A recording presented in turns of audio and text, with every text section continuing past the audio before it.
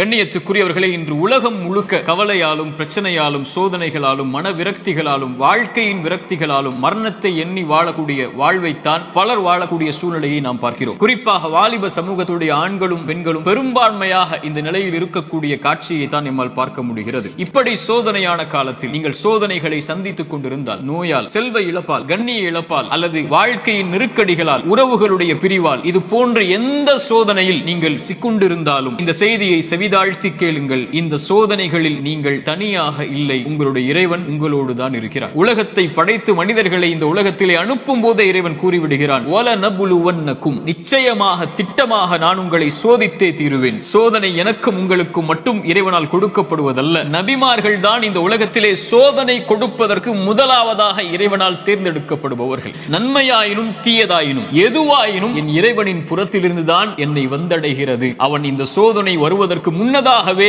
அந்த விதியை நிர்ணயித்திருக்கிறான், அதை அறிந்திருக்கிறான். அந்த சோதனை எனக்கு வருகிறது என்பதை முதலில் ஒரு முஃமின் ஏற்றுக்கொள்ள வேண்டும். அல்லாஹ்வுடைய தூதர் ஸல்லல்லாஹு அலைஹி வஸல்லம் சொன்னார்கள், ஒரு அடியான் என்னை எப்படி நினைக்கிறானோ அது போன்றே நானும் அவனை நினைக்கிறேன். அவன் என்னை நினைத்தால் நான் அவனோடு இருந்து விடுகிறேன். அவன் என்னை தனிமையில் நினைத்தால் நானும் அவனை தனிமையில் நினைக்கிறேன். அவன் ஒரு கூட்டத்தில் என்னை நினைவு கூர்ந்தால் அவன் நினைவு கூறக்கூடிய கூட்டத்தை விட சிறந்த கூட்டத்தில் நான் அவனை நினைவு கூறுகிறேன் என்று அல்லாஹ்வுடைய தூதர் ஸல்லல்லாஹு அலைஹி வஸல்லம் அல்லாஹ் கூறுவதாக சொன்னார்கள். அவனை அழைக்க வேண்டும், நினைத்த இறைவனை அழைக்க வேண்டும். அழைப்பதுதான் சோதனைகளை நீக்கும். கரம் ஏந்தி உங்களுடைய சோதனைகளை முறையிட்டு நீங்கள் அல்லாஹ்வை அழைக்காமல் சோதனை நீங்கும் என்று நினைப்பது பகலில் கனவு காண்பது தான். நடக்கவே நடக்காது. இறைவனை அழைத்தால் தான் சோதனைகள் நீங்கும்.